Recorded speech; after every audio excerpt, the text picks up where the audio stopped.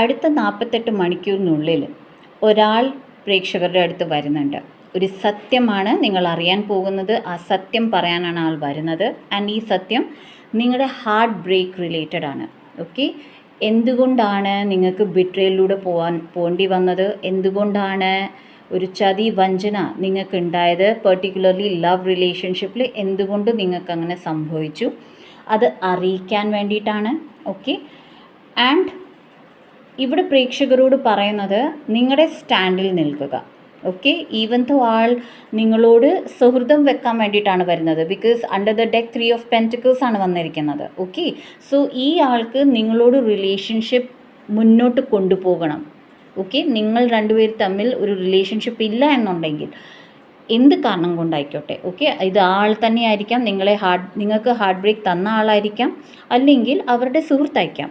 പക്ഷേ നിങ്ങൾ തമ്മിൽ റിലേഷൻഷിപ്പ് നല്ലതാക്കാൻ വേണ്ടിയിട്ടാണ് ഇയാൾ വരുന്നത്.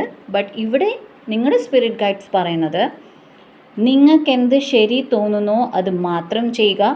നിങ്ങളുടെ സെൽഫ് വർത്ത് ആണ് ഇമ്പോർട്ടൻറ്റ്, നിങ്ങളാണ് ഇവിടെ ഇമ്പോർട്ടൻറ്റ്. ഓക്കെ എന്ന് മനസ്സിൽ നല്ലപോലെ മനസ്സിലാക്കിയിട്ട് മാത്രം ഇയാളുമായിട്ടുള്ള റിലേഷൻഷിപ്പ് മുന്നോട്ട് കൊണ്ടുപോകണമെങ്കിൽ കൊണ്ടുപോകുക, അല്ലെങ്കിൽ മാറ്റി നിർത്തുക. All the best.